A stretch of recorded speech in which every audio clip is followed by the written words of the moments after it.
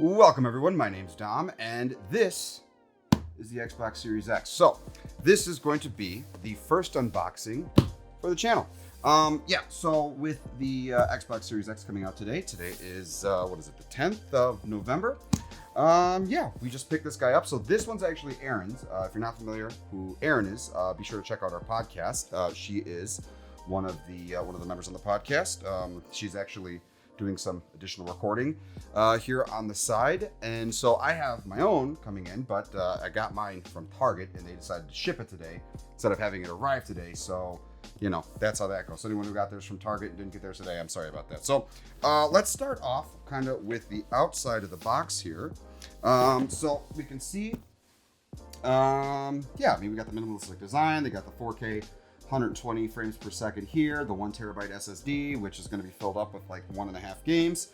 If we take a look around the side here, we got more 1 terabyte SSD. Nothing too particularly interesting. So here on this side, we get a list of the specs. So we have still again 4K 120 frames per second, 8K HDR. I'm really curious to see how that's going to work with 8K TVs, I guess. I don't have an 8K TV, so we'll find out when I eventually get one. It's got the variable refresh rate stuff, which is super exciting. That's typically a PC related feature. For if you're not familiar with what that is, that effectively tells the TV when to refresh rather than refreshing constantly, so it reduces screen tearing and it makes the gameplay feel smoother for the most part. Then you got your 4K Blu-ray player, whatever the old Xbox ones had that. You got your Wi-Fi, you got all the other stuff, you got some circuit boards here. You got your included crap, nothing particularly interesting after you get past all the specs. And then on the back, we have Halo, which is a launch title. No, it's not, because they canceled it. No, they didn't cancel it. I'm sorry. Whoa. No, fake news. They didn't cancel it. Yeah, it got delayed, so I'm kind of curious as to why Microsoft decided to throw Halo here on the back. But I am excited to play it. So let's get into this thing. I got my trusty knife here. Let's take a look.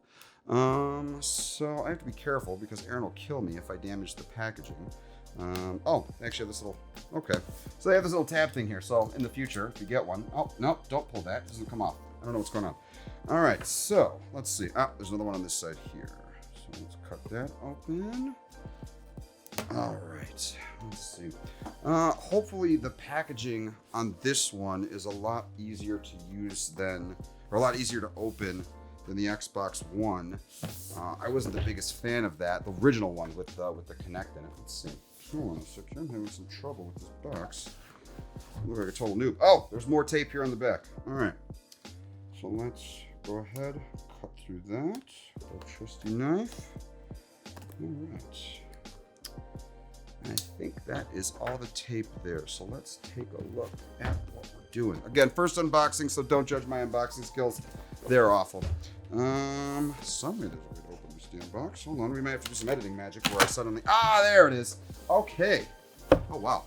Oh, that's much nicer than the original Xbox One. So yeah, they kind of did this whole flappy thing here. That's pretty cool. And it sounded like, did I hear some Velcro? Okay, so they have some double-sided tape here on the inside where that is stuck to this foam. And all right, wow, that's really good foam. Okay, good foam. Pull that off to the side. Don't care about that. Power your dreams. Well, we'll see about that. Okay, so that's the first thing that comes up. Again, I have to be careful. This one's not mine. Let's see. I don't want to rip that, but it's looking like there's some kind of weird flappy doodle thing. Okay, so yeah, there's this tab under here. You'll be able to pull that out. I'm willing to bet that the idea was to take the whole console out of the box first instead of doing that. So let's take a, oh wow, it's heavy. Oh goodness. Okay, that's heavy. All right, so there's the main event. Let's see what else is in here. Oh, okay. So back here, there's another flap. All right, so we got our power cable. Finally, they're starting to build the power bricks inside, the power supplies inside of the consoles, unlike the last few Xboxes. The original Xbox One and 360 had the power brick on the outside, and so the Xbox One S and the Xbox One X, and I'm going to talk about the naming of this thing here in a second because I'm kind of confused when it comes to their naming. They started putting the power supplies into the console, which is something PlayStation has done since the first one, and I think that's super awesome. Your documentation, who reads that? Let's see, more foam and the new controller, which is basically the original controller. Let's take a look here. So, all right, nice soft foam. All right, we got the controller. Hold on. And of course, Microsoft includes batteries, which is super wonderful of them. I kind of wish they'd include a rechargeable battery. We talked about it on the podcast one time, the pros and cons of having rechargeable batteries built in, like the PlayStation controllers versus removable. So, I'm kind of sold on having the removable. It's kind of nice to be able to do the hot swap for those who might not be familiar with Xbox controllers. I'm just going to have to tear this. I'm going to be very gentle because Erin's going to want to keep this too. She's weird like that. And of course, they include Duracell. All right, so as far as the rest of the box goes, I don't see too much else in there. All right, so let's wrap this guy back up. Put this here. Okay. Let's hit my microphone there. All right. Again, Xbox box. The Xbox box. All right. So yeah, we got the new controller. Yeah, it feels exactly. Oh, actually, it's really grippy though. It feels more or less like the Xbox One controller, which is one of my favorites from this last generation. If we stick these guys in here, positive, negative, blah blah blah, and you pop those in. Yeah, no, it feels more or less the same. They changed a few things. I will probably throw in some B-roll of an original controller if you're not familiar. But more or less, this is, yeah, it's about the same. But again, that's not a bad thing. They did change the D-pad here. We'll see. I like to play a lot of fighting games, so the D-pad's kind of important to me. It's really clicky, actually. Okay. Well, and there's your Type-C charger, which, oh, you know what? You're right. It's not going to come with that. So this plugs in. This has a Type-C connector on it now. Which is super awesome, right? So you get the reversible and a bunch of other perks when it comes to Type-C. So we will put that to the side for now. We got our high-speed, ultra high-speed cable. Okay, so this is important. These consoles, the PlayStation 5 as well, have HDMI 2.1. So that requires an HDMI 2.1 ultra high-speed cable. Now they're generous enough to give you one of those. They're not particularly cheap. Relative to standard HDMI cables, but to get a lot of the features that this thing supports, 120 frames, the 8K, you're going to need one of these in addition to a TV that can support it. And then we have our power cable. So to the main event, I think I have it upside down. All right, let's take a look here. Oh wow, they wrap it up. It's like it's like Christmas. All right. Oh yeah, that's pretty.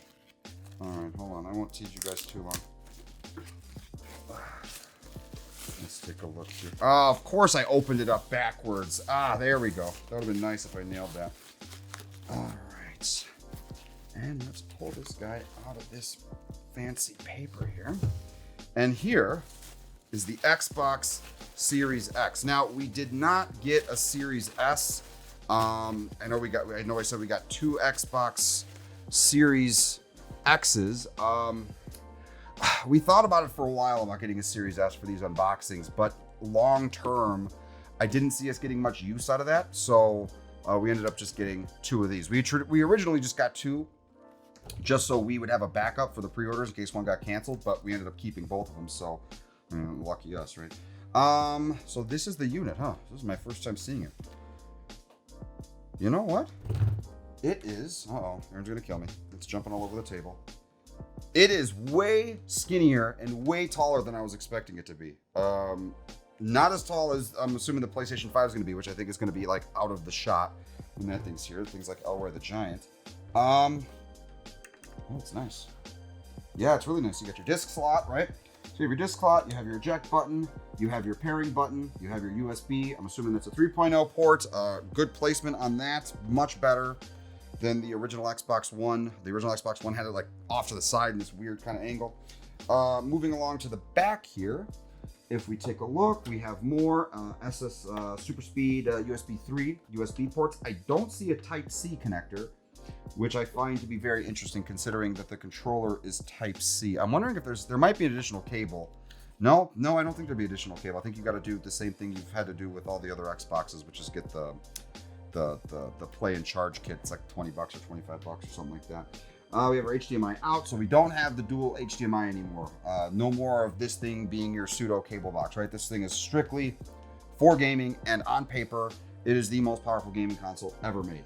And the now fairly infamous expansion storage slot, we're going back to the memory card system. So from what I understand, this slot is it's proprietary. Right now, Seagate is the only one that makes the external SSDs, and I believe they're like $219. You get additional terabytes, and you can't have games, Xbox Series X and S games, running off of traditional external SSDs. Even if they're SSDs, hard drives, SSDs, doesn't matter. It has to, in order for it to run and play, it has to be running on these special SSDs. Now, there's already a terabyte built in on the inside, which is nice. That's a decent amount of storage. We'll see how big games are. I've had a feeling that they're gonna be, I don't know, maybe like 50% bigger than current games, but we'll see, right? I mean, this thing is crazy powerful, so there's no telling how big games can become. So this is the vertical orientation. We have some feet here for horizontal orientation. I'll put this here on the side. Oh, okay. You know, I'm loving Microsoft's attention to detail here. So they have a little Xbox logo there. I don't know if you'll be able to see that. I might have to throw in some B-roll of that later. How does it look on this side? Oh, not too bad. See, I heard about this. Okay, so this Xbox logo is meant to orient itself properly in the vertical orientation. So I don't know if anybody knew this, but the PlayStation 2 and the PlayStation 3 had the PlayStation logo that turned. You could actually rotate it on the disc tray, or in the case of the PS3, I can't remember where it was on the PS3, but you could rotate it based on the orientation that you had the console in. So I'm actually a little disappointed, considering how much attention to detail Microsoft put into this thing, that you can't rotate it. Looking around, there's a Kensington lock here on the back, which is pretty cool, in case you don't want someone to steal it, I guess. We have this big old disc here on the bottom, which is the foot. It says Xbox. Hello from Seattle. I'll probably shoot some B-roll of that later. And then at the top here, and I don't know how well this will show up on the camera. Again, I'll probably throw some B-roll. We have this green, so it's actually not a green LED. It is plastic that creates this illusion that there's like a whole green orb glowing thing going on here. And I'm able to see the fan. Oh, wow, that's a big old fan. That is a big old fan. Okay, so let me do one more check. No, right. There's no cable in there. That's gonna be in the play and charge kit. So I think that about covers this one, guys. You know what? I gotta admit, this thing is heavy. I am digging the clean design though. It's better than I thought it was gonna be in terms of the design. I thought when I saw this initially, it just seemed a little too basic, right? They kind of just tossed it in. But now I think I can kind of understand what Microsoft is going for with this unit here. So yeah, and okay, guys. So yeah, this has been this unboxing. We're gonna be doing the PlayStation 5 unboxing as well. So be sure to subscribe for that. We are actually not going to be playing games. I'm sorry, that's stupid. We're gonna be playing games on this, but I'm not gonna be uploading them to the main channel here on Completing the Circuit.